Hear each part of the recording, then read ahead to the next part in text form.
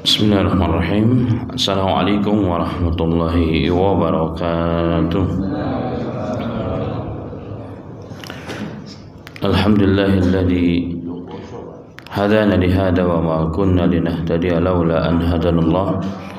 Allahumma shalli wa sallim ala Muhammadin sallallahu alaihi wasallam wa ala alihi wa ashabihi at-tayyibin wa tahirin wa man sanna bi sunnatihi ila yaumiddin. يقول الله تبارك وتعالى يا أيها الذين آمنوا اتقوا الله حق تقاته ولا تموتن إلا وأنتم مسلمون وقال أيضا فصل لربك وانحر وقال النبي صلى الله عليه وسلم كل أمتي يدخلون الجنة إلا من أبى قيل ومن يأبى يا رسول الله قال من أطعني دخل الجنة ومن عصاني فقد أبى أو كما قال صلى الله عليه وسلم. Amma ba'd. Alhamdulillah, semua alhamdulillah jemaah sekalian, kaum muslimin dan muslimat yang dirahmati oleh Allah Subhanahu wa taala. Kembali bersyukur kepada Allah taala di pagi yang berbahagia ini, pagi yang cukup dingin karena semalaman hujan gerimis dan sebelumnya hujan. Alhamdulillah Allah masih berikan kekuatan kepada kita untuk melepas selimut kita, melangkahkan dua kaki kita menuju tempat yang paling dicintai oleh Allah Subhanahu wa taala, yakni rumah Allah, masjid Allah Subhanahu wa taala, untuk sama-sama menjalankan satu di antara kewajiban seorang muslim yang merupakan rukun Islam, yakni menjalankan salat bil khusus, yakni salat subuh berjamaah. Semoga Allah menerima ibadah kita, Allah mengampuni seluruh kekurangannya dan membimbing kita hingga akhir hayat kita mengistiqomahkannya di jalannya, dan kita semua insyaallah orang-orang yang akan diwafatkan dalam kondisi terbaiknya, husnul khatimah. Amin amin ya rabbal alamin. Salawat dan salam tentunya tidak lupa kita aturkan kepada Nabi Muhammad sallallahu alaihi wasallam, teriring untuk para keluarganya dan sahabat-sahabatnya dan orang-orang memperjuangkan agama dan sunnahnya hingga akhir masa. Allahumma ja'alna minhum ya rabbal alamin. Ma'asyiral muslimin wal muslimat, hari ini atau pagi yang berbahagia ini bimunasabati terkait dengan insyaallah besok dan sebagian hari ini kaum muslimin telah merayakan hari kurban, dan hari raya kurban identik dengan berkorban, yakni menyembelih hewan korban. Makanya yang biasanya kita ngaji hadis Arba'in Nawawiyah, hari ini khusus spesial ya, kajian kita pagi hari ini membahas tentang ahkamul udhiyah, hukum-hukum yang terkait dengan berkorban. Sebagai bahasan umum, sama-sama kita mengetahui bahwa berkorban, yakni menyembelih hewan korban setiap tahunnya pada Idul Adha, merupakan bukan hanya sekedar acara ritual belaka dari seorang muslim atau dalam agama kita, tapi ianya merupakan perintah Allah, bahkan satu di antara syiar Islam yang terbesar, yang memang ini pun syiar, bukan hanya syiar untuk umat ini tetapi untuk umat sebelumnya. Bahkan yang meletakkan pondasi pertama ibadah berkorban adalah Nabi Allah yang dikenal dengan Abul Anbiya, yang dikenal dengan Abu Tauhid, yang dikenal dengan Khalilullah, kekasih Allah, yakni Ibrahim alaihi salatu wassalam. Di surat As-Saffat Allah Ta'ala berfirman mengisyaratkan tentang hal itu. Falamma balaga sa'ya qala ya bunayya inni ara fil manam anni adbahuka fangdur ma tara. Ketika Nabi Allah Ibrahim alaihi salatu wassalam sekian lama beliau tidak mempunyai anak, dalam Bukhari itu hampir 100 tahun. Kemudian dari istri keduanya Hajar alaihi salatu wassalam, beliau dikaruniai seorang anak yang pertama, yakni Ismail alaihi salatu wassalam. Tapi baru saja beliau melahir ke muka bumi ini, artinya masih merah, istrinya pun masih baru melahirkan. Allah perintahkan untuk membawa Hajar dan putranya Ismail yang merupakan anak yang ditunggu-tunggu hampir 100 tahun, dibawa berhijrah dari Palestina ke Bakkah. Nama itu adalah Bakkah yang kemudian berubah menjadi Mekkah. Diperintahkan Allah meninggalkan di sana, di mana rumah Allah saat itu belum ada, tapi rumah Allah sudah ada, hanya sekedar gundukan pasir. tapi sudah disitulah ditentukan oleh Allah Ta'ala. Dan Ibrahim meletakkan anaknya di situ dan istrinya, dikeluarkan khemah sederhana, dibawakan bekal hanya satu keranjang kurma dan sedikit air, kemudian ditinggalkan setelah itu. Bahkan dalam Sahih Bukhari Hajar alaihissalam bertanya 3 kali, aina tadhhab ya Ibrahim, kemana kau pergi wahai Ibrahim, kenapa kau tinggalkan kami? Yang pertama tidak dijawab, kedua tidak dijawab, ketiga ketika istri mengatakan Allahu amaraka, apakah Allah subhanahu wa ta'ala yang memerintahkanmu sebagaimana perintah Allah untuk membawa kami berdua di tempat ini? Sekarang kau tinggalkan kami di sini, sekarang kau pergi tinggalkan kami, apakah ini semua perintah Allah? Ibrahim tidak mampu menjawab. Jemaah sekalian, bayangkan seorang bapak, siapa yang tega? Masya Allah, bapak yang sekian lama merindukan kelahiran seorang anak, baru saja lahir ingin menggendong, tapi sudah diperintahkan oleh Allah untuk meninggalkan, untuk berpisah. Berat hati. Ibrahim tidak menoleh, hanya menganggukkan. Maka yakinlah, muncullah keyakinan seorang Hajar alaihissalam. Kemudian dia mengatakan, idzan la yudayyi'una, kalau begitu pasti Allah tidak akan pernah menyia-nyiakan pengorbanan kami. Begitulah kisahnya panjang. Kemudian setelah sekian lama, sampai umurnya belasan tahun, Allah perintahkan kepada Ibrahim untuk berkunjung. Tapi berkunjung kali ini bukan untuk memeluknya, untuk melepaskan kangen seorang ayah kepada anak, begitupun sebaliknya, untuk bermanja-manja bermain bersama, tidak, untuk bernostalgia, untuk berjalan-jalan mencari wisata atau kuliner, tidak. Tetapi ternyata falamma balagha sa'ya, ketika sampai umur bisa diajak untuk bekerja, artinya umurnya sudah belasan tahun, apa katanya? Wahai anakku ya bunai, inni arafil manam, aku diperintahkan dalam tidurku oleh Allah Ta'ala anni adbahuka, untuk menyembelihmu. Jawaban seorang anak Ismail yang dibesarkan oleh pengorbanan bapak dan ibunya yang tabah dalam menjalankan syariat Allah, dalam menjalankan syiar Allah, tidak pernah mengeluh. Masya Allah, yang mentarbiah Allah langsung melalui tangan dingin Hajar alaihissalam. Dia orang yang cerdas. Ismail dan Ibrahim itu kan nama Ibrani sebenarnya, bukan nama Arab. Kemudian dia diarabkan, dikatakan sebagai bapaknya orang Arab. Itu menunjukkan orang yang sangat cerdas, itu Ismail. Tetapi cerdas plus orang yang soleh, yang tahu betul siapa dia dan siapa ibunya dan siapa bapaknya. Tidak menteri jawabnya. Kalau sekarang kan jawabnya pasti lebih pintar. Kenapa nggak bapak aja yang sudah tua? Gitu. Bapak yang sudah tua, bapak yang selama ini nggak bertanggung jawab kepada kami, bapak aja harusnya yang layak untuk disembelih. Tapi jawaban seorang anak yang betul-betul mengerti tanggung jawab orang tuanya, anak yang soleh yang ditarbiyah dengan pengorbanan di jalan Allah, katanya, ya abatif alma tu'mar satajiduni insyaallahu minas sabirin. Masya Allah, wahai bapakku, lakukan apa yang diperintahkan oleh Tuhanmu, engkau akan mendapatkan aku sebagai orang yang sabar. Nah, dari situlah jemaah sekalian, kisah ini panjang ya, secara detailnya panjang, tapi keluarnya dari kisah inilah maka turun temurun sampai Nabi kita Muhammad SAW setiap Idul Adha untuk mengenang, ada perintah, ada di balik rahasia di balik itu semua, yaitu mengenang pengorbanan Ibrahim dan keluarganya agar kita menyembelih hewan kurban. Dan itulah makanya hewan kurban disebut dengan udhiyah dalam bahasa Arab. Udhiyah. Jadi hewan kurban disebut dengan udhiyah, dan udhiyah itu berasal dari kata duha. Jadi waktu duha. Kenapa? Karena nyembelihnya memang waktu duha. Enggak boleh sebelum duha. Sebelum sholat tidak boleh disembelih hewan kurban tersebut. Baik, dari situ kita masuk bahasan kita pada pagi yang berbahagia ini, insyaallah sesingkat mungkin kita sampaikan.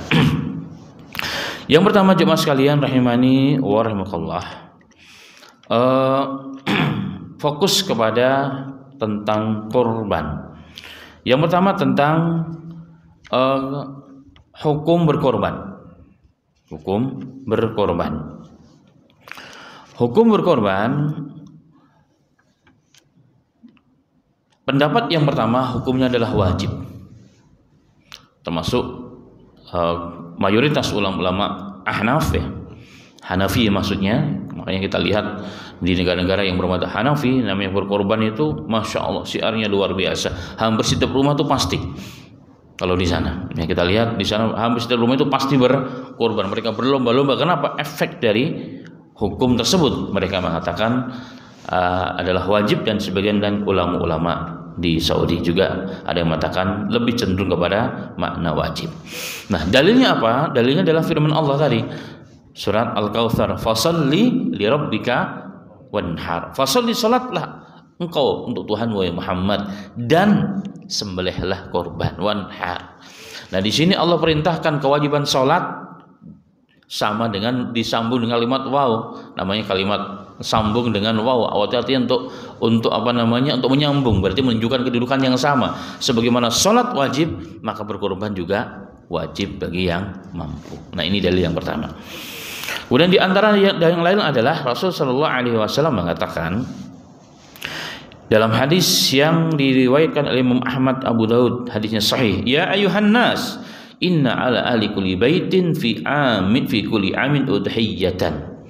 Wahai manusia, sesungguhnya diwajibkan ke atas ahli keluarga, setiap ahli keluarga, satu keluarga wajib minimal satu hewan kurban. Ini perintah Rasul. Jadi kalau nggak bisa satu, kalian keluarganya bapak istri kan 2, anak anggap 3, 5 nggak bisa 5 ya sudah 1 aja nggak apa-apa. Minimal 1 perwakilannya. Makanya Rasulullah kalau nyembelih itu ini untuk Muhammad dan keluarga Muhammad. Beliau berkorbannya begitu doanya. Nah, ini menunjukkan di sini begitu sangat tidaklah Rasulullah sampai begitu penekanan yang luar biasa, kecuali karena memang dianggap sebagai wajib. Itu menurut pendapat yang pertama. Masih pendapat yang pertama, dalil yang berikutnya adalah Rasulullah SAW mengatakan, man kana lahu si'ah, barang siapa yang pada hari korban itu punya keluasan rezeki. Memang ada rezekinya ada, tetapi walam yudhi, dan dia tidak mau berkorban. Rasulullah mengatakan wala yaqribanna musallana, jangan sekali-kali mendekati tempat sholat kami. Nah, ulama mengatakan di mana sisi dalilnya? Tidaklah Rasulullah sampai mengatakan tidak boleh sekali-kali dengan kalimat penekanan yang luar biasa, penguat. Jangan sekali-kali mendekati tempat sholat kami. Kalau ini tidak wajib, apa maknanya? Ini menurut pendapat yang pertama. Nah, masih pendapat yang pertama juga, Rasulullah SAW juga mengatakan, barang siapa yang menyembelih sebelum sholat, memang disembelih masuk kategori hari raya Idul Kurban, tapi sembelihnya belum sholat Id, belum selesai, sudah disembelih duluan. Apa kata Rasulullah? Hendaknya dia menggantikan dengan sembelihan yang lain setelah Id atau salah sholat. Nah, di Rasulullah SAW mengatakan di sini, man kana nahara qablahu ayu'ida binahri akhar, siapa yang menyembelih sebelum sholat maka wajib untuk diganti setelah sholat. Nah, perintah Rasulullah mengganti orang yang menyembelih sebelum sholat, kalau tidak wajib, apa maknanya? Itu menurut ulama yang pertama. Nah, karena itulah maksudnya sekalian ya, terlepas wajib tidak wajib di sini ya, tapi memang dalil-dalilnya sangatlah kuat sekali dalam bab ini.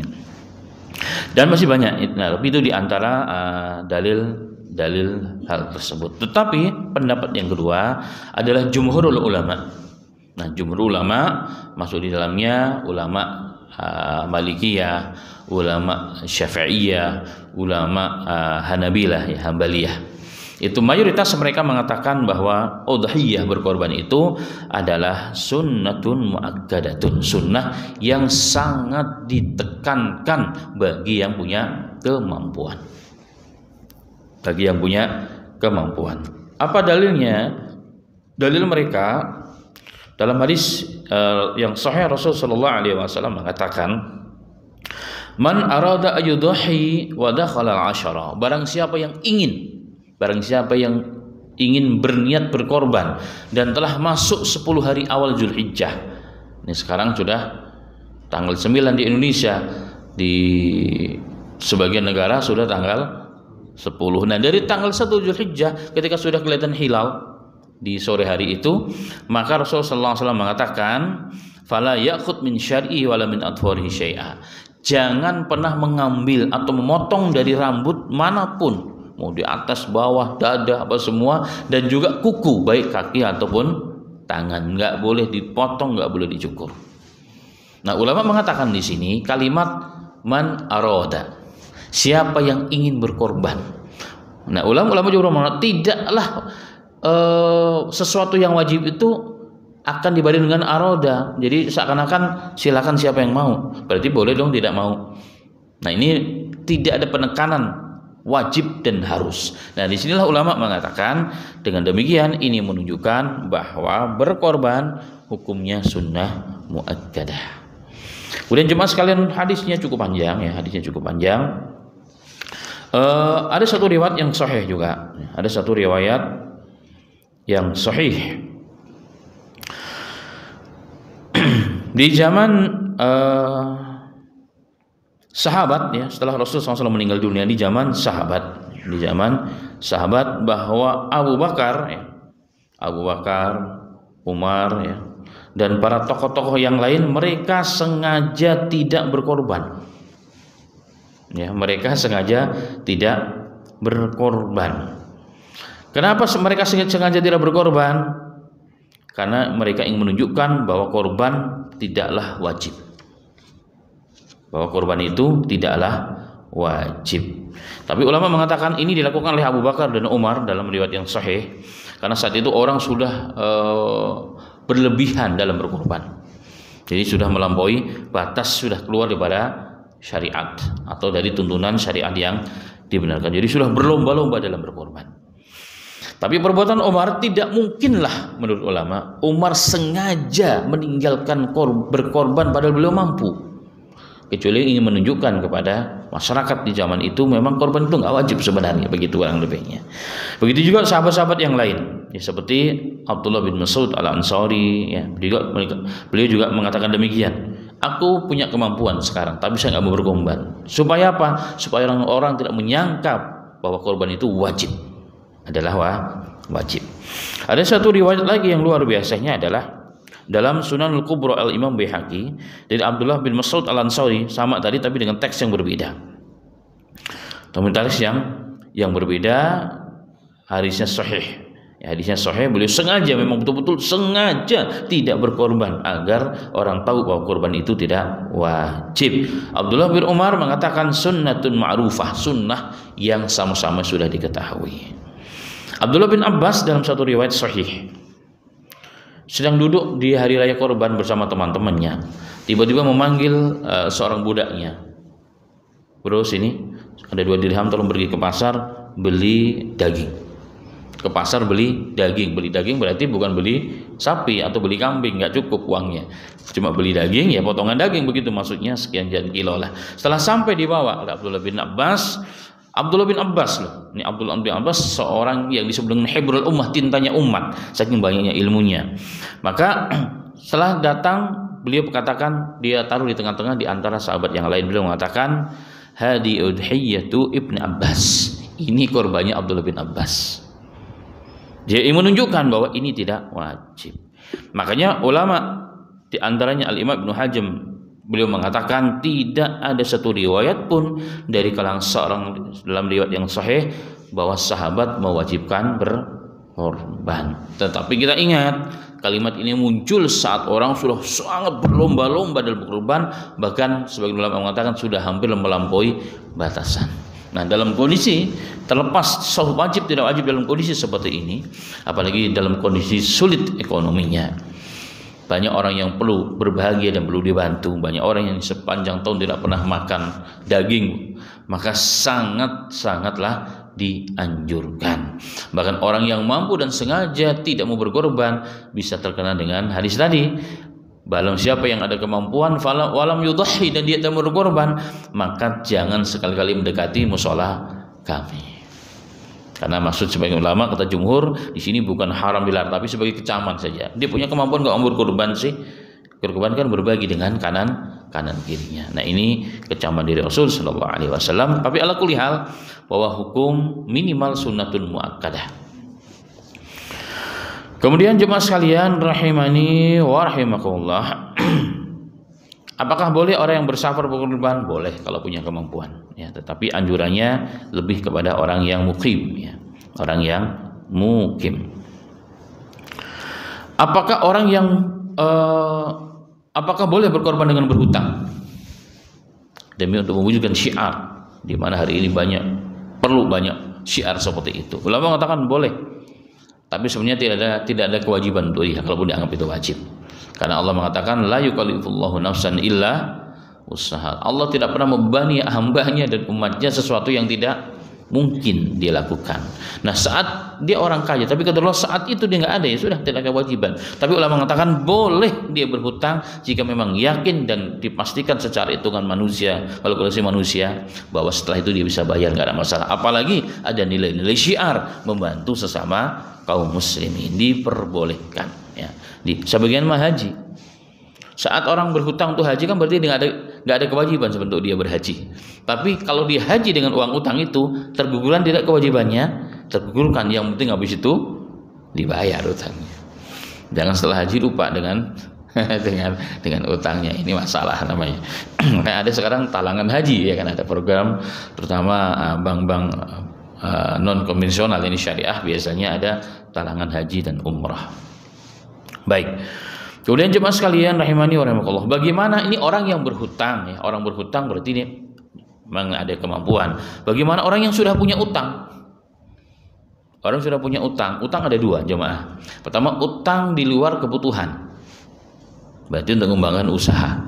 Orang-orang yang kaya raya juga ternyata mereka punya utangnya bukan 100-200 ribu, bukan 1 juta 2 juta, ternyata sampai miliaran. Tapi utangnya itu untuk mengembangkan usaha. Yang begini tetap dia harus berkorban.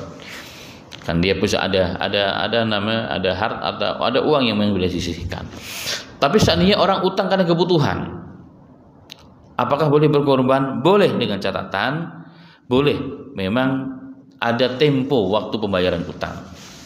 Ada tempo pembayaran utang dan dia sanggup jika datang waktunya nanti untuk dibayar, maka tidak mengapa. Atau dari pihak yang yang memberikan hutang memberikan izin, itu lebih baiknya lagi, maka diperbolehkan. Baik, kemudian di antara hal yang penting adalah orang yang sudah niat berkorban dari awal. Orang yang sudah niat berkorban sebagaimana hadis yang tadi, ya, hadis sahih, ya, riwayat Muslim, At-Tirmidzi dan Nasa'i.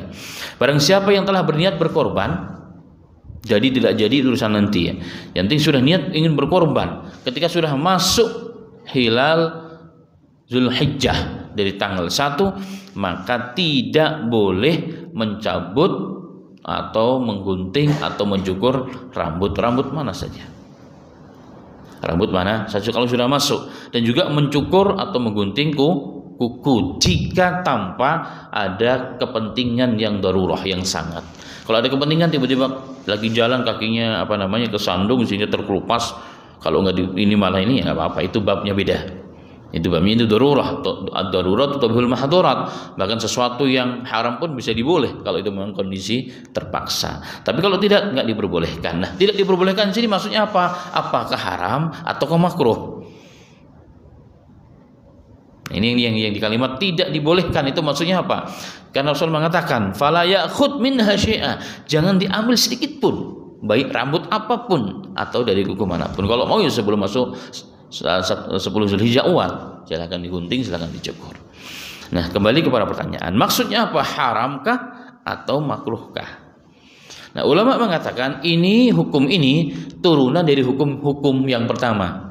Bagi yang mengatakan wajib, maka turunannya mengambil, menggunting dengan sengaja tanpa keperluan, hukumnya tahrim, adalah haram. Bagi yang mengatakan sunnatun muakkadatun, maka hanya kata orang Malaysia setakat makruh saja, hanya makruh saja, ya, tidak sampai kepada tahrim. Tapi makruh pun sesuatu yang dibenci oleh Allah. Kalau kita memang ingin berkorban, ya udah, jalankan sunnah ini untuk menyempurnakan pahala dalam berkorban. Baik, ini secara singkatnya. Kemudian muncul pertanyaan, siapa yang tidak boleh mencukur atau mencabut rambut atau menggunting kuku? Apakah kepala keluarganya atau semua ahli keluarganya? Nah, ini juga jadi pertanyaan. Nah, Rasulullah, kalau kita merujuk kepada Rasulullah SAW, jika korbannya memang diniatkan untuk seluruh ahli keluarganya yang satu rumah, ya, yang satu rumah tadi, maka dianjurkan seluruh ahli keluarganya jangan menggunting, jangan mencukur rambut. Tapi kalau niatnya kalau sekarang kan di Indonesia kebanyakan gitu, korban karena mungkin niatnya hanya satu-satu, tahun ini atas nama bapak, tahun kemarin sebelumnya atas nama istri, nanti tahun depan atas nama anak pertama, kedua dan seterusnya. Padahal sebenarnya kalau kita merujuk hadis jangan begitu, niatkan untuk satu keluarga sehingga semua dapat pahala yang sama. Kalau niatnya hanya untuk satu orang ya, hanya satu orang itu yang diniatkan, yang tidak boleh mencukur atau menggunting rambut ataupun kuku. Kalau niatkan untuk seluruh ahli keluarga sebagaimana yang dilakukan oleh Nabi Muhammad SAW, ya jangan. Lalu pertanyaan, bagaimana kalau memang awalnya sudah diperhitungkan secara hitung-hitungan matematika, nggak mampu deh tahun ini saya korban. Tiba-tiba 1-2 hari ada kemampuan, dia ingin berkorban. Padahal dia sudah cukur guntung dan kuku, bagaimana? Tidak ada hukum. Kan niatnya baru saat itu. Ini di luar dari para teks Rasul Shallallahu Alaihi Wasallam. Baik. Berarti mengguntingnya kapan? Setelah nyembelih. Ya, setelah nyembelih digunting ataupun dirapikan. Nah, ini terkait dengan salah satu syiar dalam Islam ya, untuk menggunting dan mencukur rambut. Masuk bab berikutnya adalah anwa'ul udhiyah, jenis hewan korban yang dibolehkan dalam syariat. Berdasarkan kesepakatan para alim ulama bahwa hewan korban yang boleh dijadikan sebagai korban, dalam hadis juga disyaratkan hanya yang pertama unta dengan segala jenisnya. Yang kedua adalah baqarah, sapi dengan segala jenisnya. Sapi ini apakah termasuk juga jamus? Jamus dalam bahasa kita itu adalah apa namanya? Yang India itu loh, hitam apa? Kerbau. Ulama mengatakan kerbau termasuk jenis dari sapi katanya. Makanya di sebagian negara ada orang mengkorban dengan kerbau besar kayak di Pakistan ini, itu banyak korban dengan itu. Yang berikutnya adalah kambing. Kambing itu baik kambing Jawa, kambing kambing Sunda, pokoknya kambing-kambingan semua masuk, termasuk domba. Ya, termasuk domba. Nah, dari sisi umur ini terkait dengan hewan. Umur kalau domba 6 bulan ke atas, setelah 6 bulan. Kalau kambing 1 tahun, ya. Kalau sapi harus sudah masuk 2 tahun. Kalau unta harus sudah masuk 5 tahun. Tanda gampangnya apa? Pegang sininya. Ya, pegang giginya. Kalau giginya masih tajam, berarti belum cukup umur. Kalau giginya sudah rata berarti sudah bukan gigi susu lagi. Kayak orang kan kalau anak-anak kecil masih anak kita, cucu kita yang masih kecil kan, kalau masih gigi kan tajam-tajam kayak kecil-kecil gitu ya, rapi. Tapi kalau sudah tanggal, maka giginya sudah tidak tajam lagi. Itu tanda. Itu paling gampang.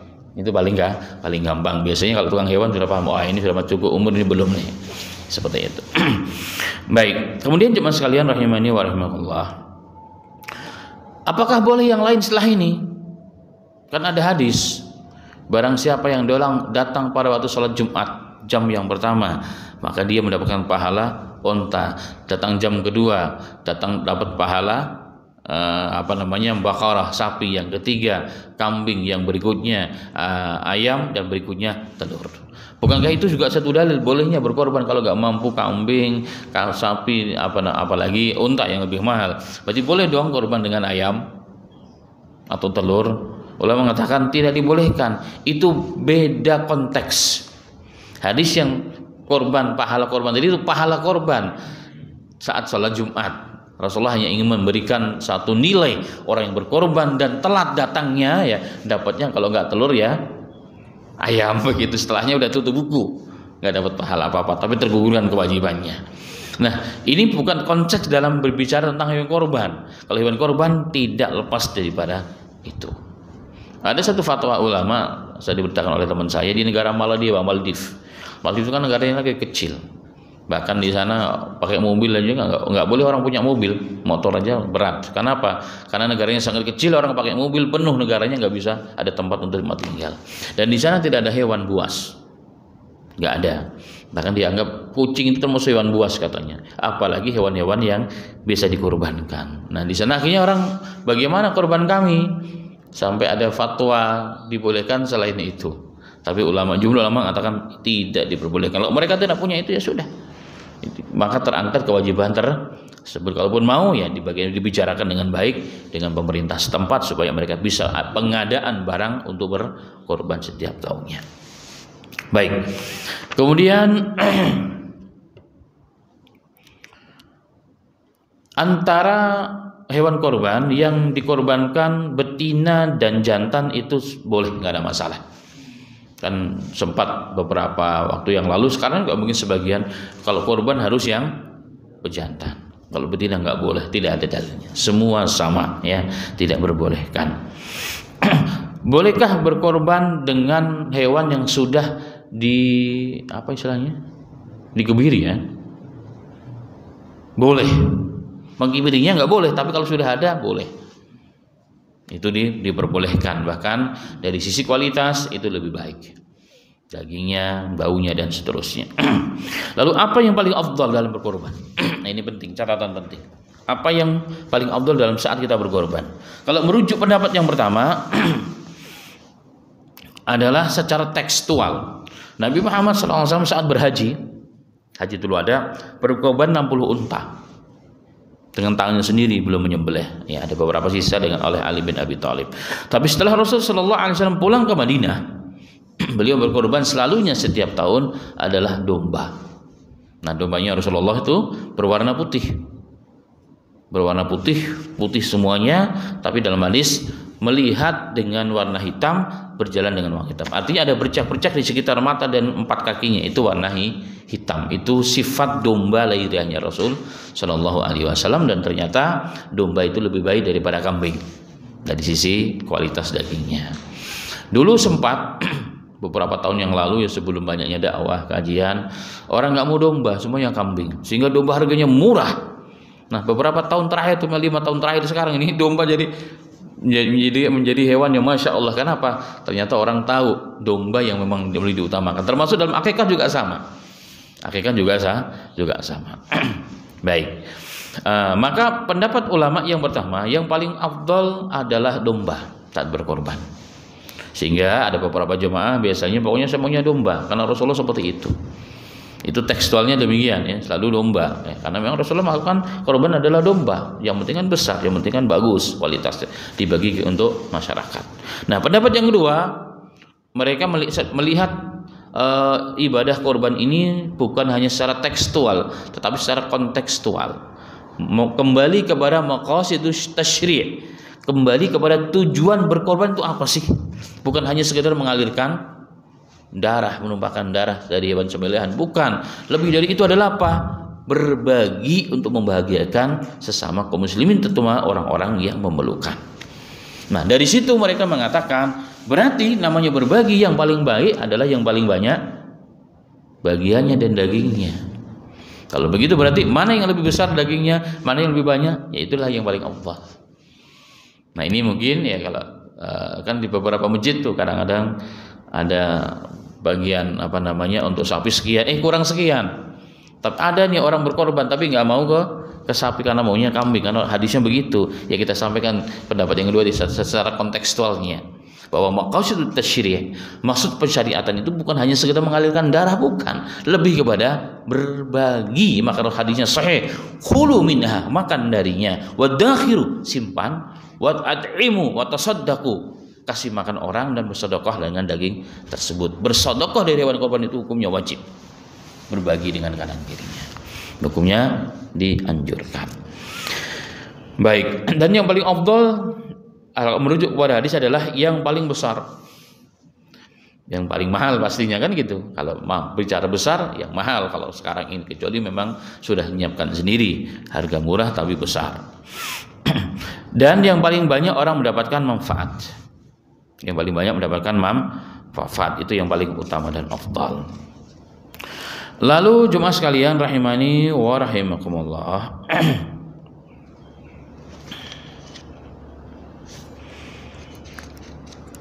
malah yajuzu fil udhiyah, hewan apa yang sifat-sifat yang bagaimanakah yang tidak boleh untuk dikorban? Sapinya sapi,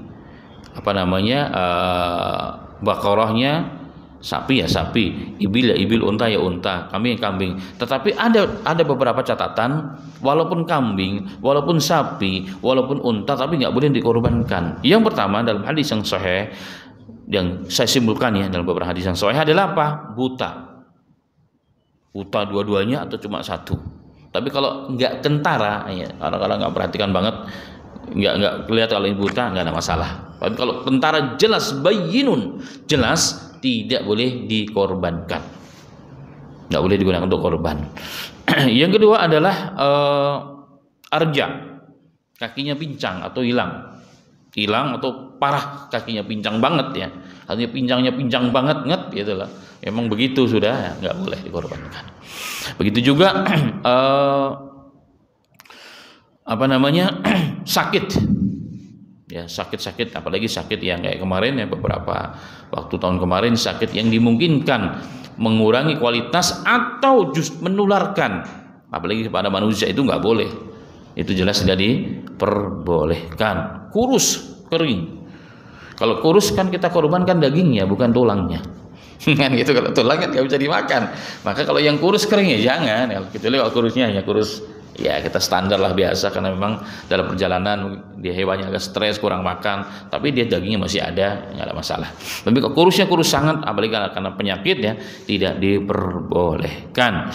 Atau sakit-sakit yang parah ya, bentuk apapun sakitnya, itu semua tidak diperbolehkan. Termasuk telinga. Kalau telinganya sampai robek parah, separuh ya hilang gitu kan, nggak dibolehkan. Mau atas, bawah, samping, kanan, kiri itu sama. Tapi kalau cuma sedikit aja karena kena apa begitu, masih diperbolehkan. Ya, diperbolehkan. Karena penyakit kulit yang parah, yang membahayakan juga termasuk itu bagian daripada kulit. Bagaimana dengan koron? Ada beberapa riwayat memang kalau tanduknya ini patah nggak boleh. Tapi ada riwayat yang lain mengatakan boleh. Karena kan substansinya bukan kepada ini ya, ada riwayat. Tapi sebaiknya ya kalau memang apalagi kalau patahnya itu sampai berpengaruh kepada kesehatan si itu ya jangan. Kalau hanya sekedar patah sedikit atau separuh mungkin masih diperbolehkan. Itu ada beberapa riwayat hadis mengenai hal tersebut. Itu secara singkatnya. Jadi maka sebaiknya sebelum korban memang dilihat dulu ke tempat kandangnya, dilihat, dipastikan, langsung kasih tanda. Jangan waktu dipesannya beda, yang nyampe ke tempat kita berbeda, ini nggak diperbolehkan. Itu tidak diperbolehkan. Baik, lalu berapa jumlah yang dikorbankan? Hadis yang pertama, minimal jika memang kemampuan atau memang minimal ya, satu keluarga satu kambing. Kalau berbicara tentang berapa jumlah hewan yang mesti harus kita korbankan demi menjalankan syiar udhiyah, berkorban di hari raya Idul Adha. Minimal satu keluarga satu kambing. Karena hadisnya Rasulullah SAW jelas yang tadi di atas ya. Wahai manusia, sesungguhnya atas ahli keluarga ya, setiap tahun hendaknya mengorbankan satu hewan korban minimal kambing. Hadisnya itu sahih. Dalam riwayat yang sahih juga, hadis sahih riwayat Tirmidzi, Imam Malik ya, menguatkan hadis yang pertama tadi. Seorang sahabat namanya Abu Ayyub Al-Ansari radhiyallahu anhu, yang namanya yang sama-sama kita ketahui, beliau mengatakan, kunna nudhi bi syati wahidah yadbahuha rajulu anhu wa ahli baitihi summa tabahan nas ba'da fasarat mubahatatan. Kami dahulu menyembelih untuk satu keluarga satu kambing. Kemudian datanglah masa manusia berlomba-lomba ya. Jadi berkorban itu satu cerminan sosial lah begitu kurang lebih, sehingga orang berlomba-lomba habis-habis untuk korban ya, untuk korban. Ini berubah kemudian. Bahkan Nabi Muhammad SAW dalam hadis yang sahih ya, dalam hadis yang sahih beliau berkorban 2 domba. Yang satu diniatkan untuk diri dan ahli keluarganya, dan yang satu diniatkan untuk umatnya yang belum menyembelih. Umatnya, bayangkan umatnya Rasulullah belum menyembelih, yang dulu dan yang sekarang itu berapa miliar kira-kira. Rasulullah sudah disembelih kalau Rasulullah. Hadisnya sahih. Rasulullah mengatakan yang ini untuk Muhammad dan keluarganya, Dan yang satu lagi ini disembelih, Allahumma taqabbal an ummati Muhammad walam malam yudhi. Ya Allah, terimalah korban ini untuk umatnya Muhammad sallallahu alaihi wasallam yang belum berkorban. Saat itu aja umatnya Rasulullah ada yang hidup, ada yang meninggal, apalagi kalau sekarang kita hitungannya. Nah, ini menunjukkan bahwa boleh satu keluarga satu ekor kambing, ya, atau domba ataupun sejenis kambing. Apakah yang dimaksud dengan satu keluarga? Satu keluarga yang dimaksud adalah masih satu kepala keluarga, satu rumah, tinggal satu rumah, satu atap. Walaupun berapapun jumlahnya, bahkan mungkin lebih dari 10, lebih dari 20. Kalau masih satu atap, kalau sekarang kan model-model ya rumah-rumah orang Timur Tengah kan besar sekali, di dalamnya bisa banyak keluarga. Tapi masih satu kepala, boleh kalau memang terpaksa kondisi ekonominya mepet ya, cekak, boleh satu hewan kambing. Satu kambing itu bukan harus segitu, bunda. Itu minimalnya lah. Kalau memang lebih ya silahkan. Lebih banyak berbagi lebih baik. Baik. Kemudian boleh juga sharing bareng dengan yang lain pada sapi dan pada unta. Unta boleh 7, boleh 10. Jadi kalau sapi hanya 7. Hanya 7 bagian. 7 bagian maksudnya bagaimana? 7 atas nama orang. 7 sama orang, bisa personal, yang nomor pertama untuk A, yang kedua B, C, atau yang nomor 1 untuk keluarga A. Jadi fulan dan keluarga besar itu juga boleh. Ya, boleh, diperbolehkan, tidak masalah. Berarti kalau 1 tahun boleh dong lebih dari 1 korban, boleh, nggak ada masalah. Nah, kembali kepada asal, diperbolehkan, apalagi sekali lagi dalam kondisi yang memang umat memerlukan untuk berbagi seperti sekarang ini, itu sangat dianjurkan. Jika ada kemampuan maka berkorbanlah yang besar, lebih dari 1 juga diperbolehkan. Yang 1 nama anak yang kedua, istri masing-masing juga silahkan. Kalau memang ada keluasan rezeki tidak masalah, yang penting niatnya, karena Allah bukan untuk berlomba-lomba sehingga seakan-akan orang yang banyak korban berarti secara sosial itu orang yang baik, grade-nya grade A dan B lah begitu. Nah, keluar daripada itu semuanya. Baik. Di Indonesia karena tidak ada unta, berarti kita nggak pernah cerita tentang unta. Nah, unta hanya di negara-negara yang berunta, ya, kita tidak. Kenapa negara kita tidak cocok unta itu hidup? Sedih mereka lihat. Karena tidak ekstrim, panasnya tidak sangat tinggi luar biasa. Nah, unta adalah hewan yang ekstrim, bisa berhari seminggu tidak minum dia. Tapi kalau sekali minum, satu sumur bisa habis.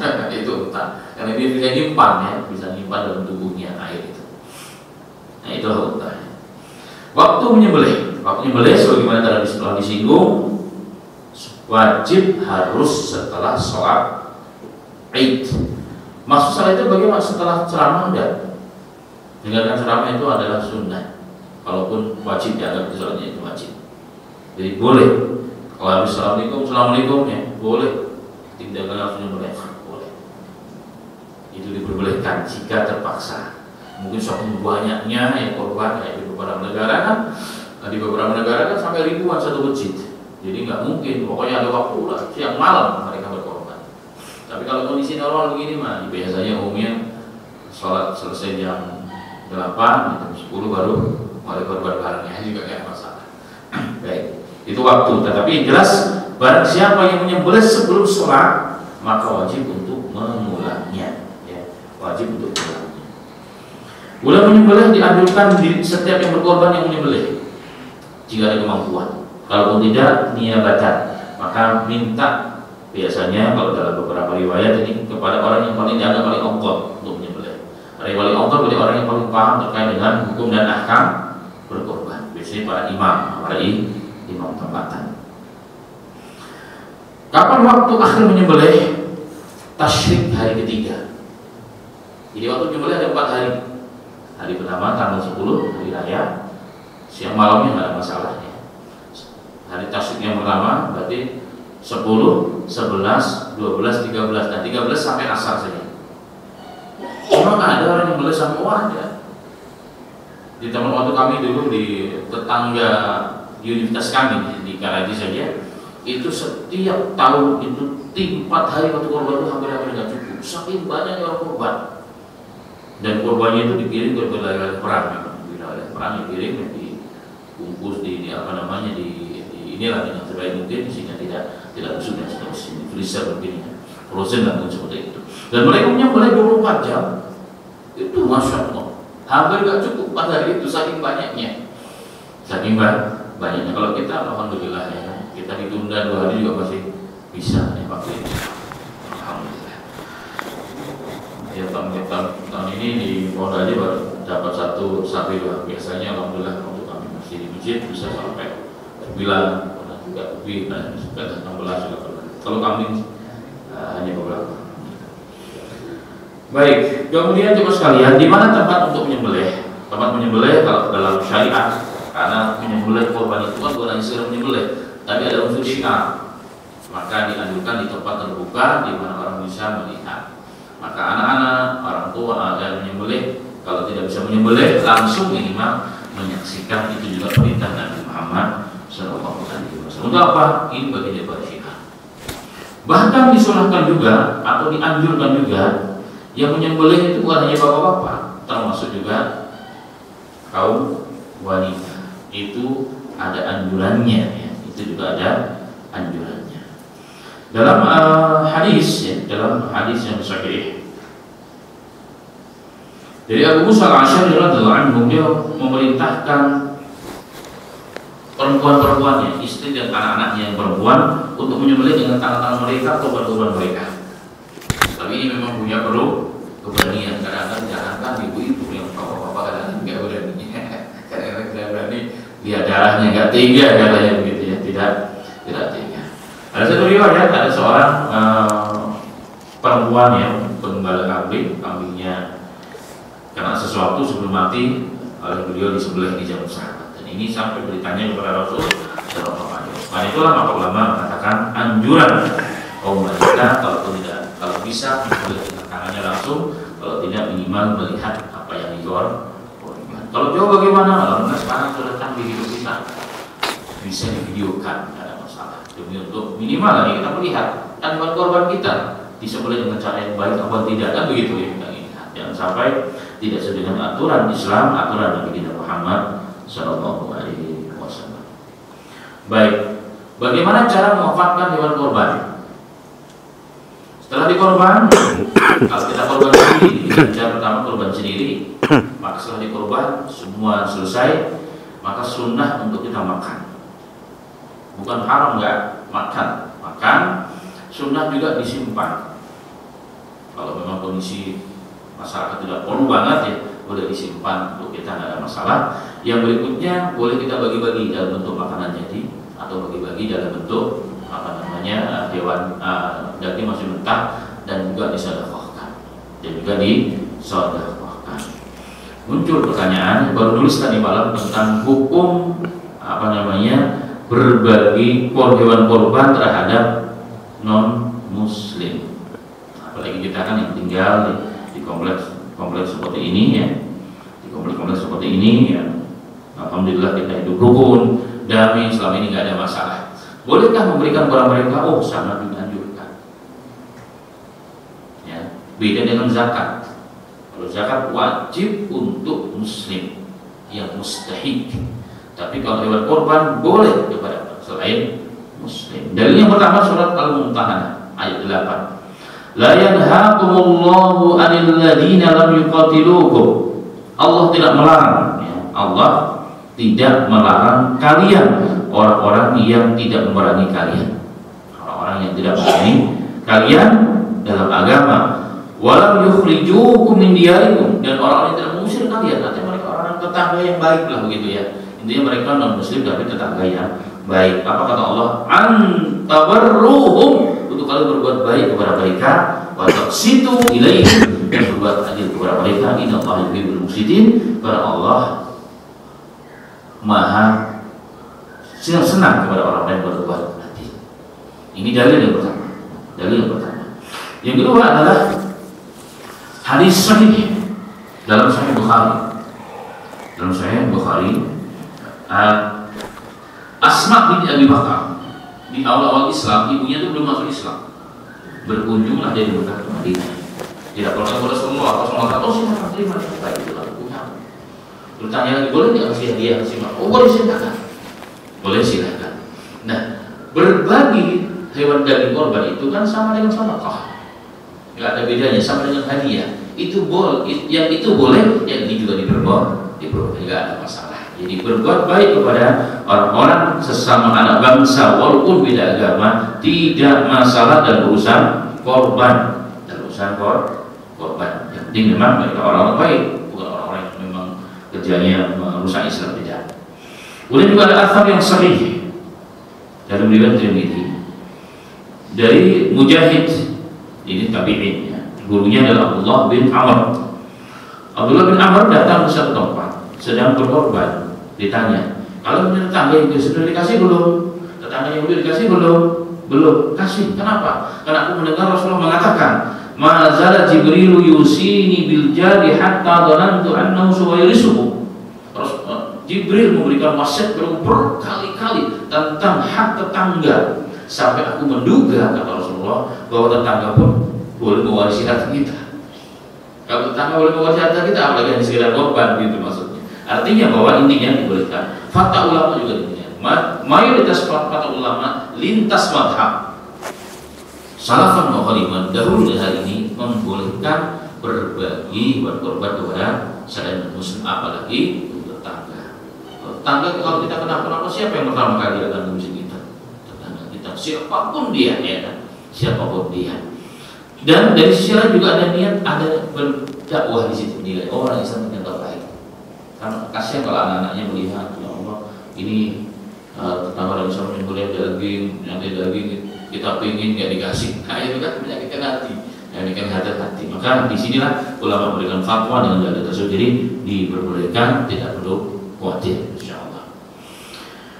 Baik, kemudian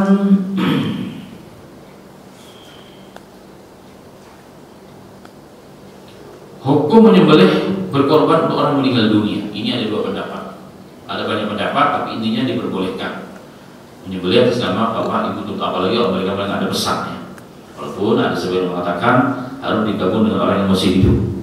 Contohnya sapi kan ada 7, maka salah satunya untuk orang yang sudah meninggal dunia. Itu seperti itu oleh sebagian mereka. Tapi sebagian ulama mengatakan boleh, seperti Syekh bin Baz dan ulama Saudi mengatakan boleh, tidak ada masalah. Ya. Karena sedekah aja boleh, apalagi korban bagi daripada sedekah itu dari mereka. Nah, ada secara singkat. Yang pertama, berkorban jelas niat karena Allah. Hewan-hewan yang disembah yang terbaik, yang terbaik sebelum dikorban tidak boleh disiksa. Bahkan kalau mau menyembelih pun harus dipisah sunatnya antara yang disembelih, yang mau disembelih dan seterusnya, supaya mereka tidak melihat. Suatu ketika Rasulullah SAW berhadis yang sahih melihat orang yang menyembelih, kakinya sudah menginjak badannya, tapi baru diasah di depan matanya. Rasulullah mengatakan, kenapa kamu nggak asah sebelum ini? Kamu telah membunuh diri 2 kali. Membunuh ketika melihat asahan, yang kedua membunuh disembelih. Seperti bayi, anak kecil ketika mau disuntik kan nangisnya bukan karena disuntiknya, tapi karena melihat Pak dokternya matahari diserot gitu kan, takut ya. Begitu juga hewan, maka sebaiknya harus dipisah, ya dipisah biar tidak stres. Karena yang stres darahnya biasanya nggak banyak keluar, itu mengakibatkan tidak baik. Kemudian juga disunahkan menghadap kiblat. Jadi anggap ini misalnya kiblat ya, maka posisi supaya kita menyembelih lebih gampang ya. Maka kepala di sebelah kiri, kaki menuju ke sana ya, kaki arah ke sana. Nah, kaki yang kanan menginjak badan. Mau sapi lagi ya, atau kambing biar kuat. Tangan kanan memegang kepala atau dibantu dengan yang lain. Kemudian kalau mulai cepat, kepala dari naikkan sedikit ke atas atau di kebawahin, biar kelihatan ininya langsung gampang dipotong. Set. Itu lebih yang penting menghadap kiblat itu sunnah. Bahkan Umar bin Al-Khattab dia sangat memakruhkan. Abdul bin Umar, kalau ada hewan yang disembelih tidak ke arah kiblat. Kemudian kalau sapi, kambing, unta itu beda, tidak disembelih tapi dinahar, ditusuk. Dia berdiri tusuk ini. Kalau pegang kiri itu namanya nahar ya, antara leher dengan itu nahar. Begitulah unta ditusuk, sep. Gitu. Maka unta berdiri. Kalau ngedoain nggak bisa ngedoain unta, dia tetap berdiri cuma dikit kakinya beberapa, ditusuk, sep. Kalau udah mahir itu muncul sampai 3 meter 4 meter. Kalau yang memang besar ya, itu 2 meter lah paling tidak. Itu lama-lama keluar darahnya dia akan jatuh sedikit. Nggak boleh disembelih tapi dinahar namanya. Makanya kalimat faslil gawan nahar itu untuk sebenarnya untuk unta ya, bukan di. Doanya, nah ini doanya penting, minimal Bismillah, minimal Allahu Akbar. Tapi kalau mau ada doa yang sahih, Bismillahi Allahu Akbar, Allahumma inna hada laka wa minka, atau hada minka wa laka, Allahumma taqabbal min adi fulan. Bismillah dengan menyebut Allah, Allahu Akbar, Allah yang Maha Besar, Allahumma ya Allah, hada inna hada minka, ya Allah, ini korban dari hakikatnya, wala dan ini kembalikan kepadamu. Ya Allah, terimalah korban keluarga si fulan, kalau disukai. Sedangkan doa sambil inna sholati wa nusuki itu secara hadis memang hadisnya tidak bisa dipertanggung jawabkan. Ya, tidak bisa dipertanggung jawabkan. Baik cuma sekalian Pak Iman, yang terakhir catatan, hewan korban tidak boleh dijual oleh pengkorban, mau kulitnya, mau kakinya, apapun juga boleh dijual. Rasul mengatakan, barang siapa yang menjual bagian dari korban, yang berkorban tadi menjual langsung kepada orang, walaupun ujung-ujungnya nanti dikasih kepada tukang jagalnya atau ke masjid, tapi dari hasil dijual itu maka tidak ada korban baginya. Nilainya bukan korban, seperti menyembelih biasa, pahalanya biasa. Berarti harus disedekahkan. Bagaimana caranya? Kan kita tidak bisa mengapa dari awal. Kalau kita nitip kepada kepada panitia, nah panitianya dari awal sudah buat akad. Pak, kulitnya nanti ya dari panitia akan dihibahkan kalau misalnya kami menerima itu, kami menerima hibah, hadiah atau sedekah. Nah, kalau kami yang sudah menerima, kami akan jual untuk operasional buat usaha, itu boleh. Atau mungkin dibagi-bagikan. Juga silahkan dimanfaatkan kulitnya. Atau kalau DKM biasanya antara panitia dan DKM beda. Kalau memang sangat-sangat butuh, boleh juga. Artinya setiap orang berkorban dari awal dari panitia, Bapak izin nanti dari panitia kulit Bapak yang nanti termasuk bagian dari korban yang ada di sini, kami sedekahkan ke masjid. Gimana Bapak setuju? Ya sudah selesai. Tapi kita sebagai panitia nggak boleh menjual, karena panitia kan pengganti dari yang berkorban. Dihibahkan dulu ke orang yang lain, ya, baru diperbolehkan. Nah dulu kan banyak tuh, untuk operasional makan siangnya. Nah, ini kan untuk makan barengnya begitu kan. Karena memang disunahkan sebenarnya hari itu yang pertama kita makan itu dari hewan korban. Makanya kami mensiasatinya dari dulu, kalau untuk di masjid dan sekarang di pondok begitu. Jadi kami sudah siapkan semua bumbu-bumbu, pokoknya besok langsung semula dimasak sehingga sarapan itu pertama sebelum nyembelih yang berat-berat kita makan dari hewan korban itu sendiri. Itu jika bisa, itu masya Allah luar biasa. Ya, jika bisa, masya Allah luar biasa. Nah itu mungkin terkait yang hal yang penting ya. Nah dulu masih banyak. Nah satu lagi juga yang mau dijadikan untuk sarapan pagi bareng itu harus konfirmasi bareng korban. Jangan diambil yang paling enak-enak itu besar makan bareng makan siang lah umumnya kan. Kalau pagi jangan yang siang makan siang harus dikonfirmasi. Karena kita ini kan panitia dikasih amanah bukan untuk amanah makan, bukan. Jadi harus konfirmasi. Bapak siapa yang siap nih, bagian siapa? Udah korban saya aja nggak apa-apa untuk makan jemaah. Insya Allah pahalanya sama. Insya Allah pahalanya sama. Udah kami saya aja untuk makan bareng. Itu clear, lebih clear. Gak ada pertanyaan, gak ada rasa dosa, gak ada rasa mendolimi. Kalau tidak, ya mohon maaf di sebagian itu ngambil dagingnya mulu. Sebesar gak ada informasi dimakan di sate, masya Allah kayak pesta beneran. Nah ini yang jadi pertanyaan. Anda makan daging siapa? Gitu. Tapi kan saya sebagai panitia iya ya, sebatas panitia lah, tapi ini kayaknya melampaui batas. Karena ini perlu perlu ditekankan. Ya. Begitu dan tidak boleh membayar tukang jagal dengan bagian dari hewan korban. Tidak boleh bayarnya. Bapak nyembelih ya, nanti kita bayar dengan kepala, kita bayar dengan kulit semua Bapak. Oh enggak boleh.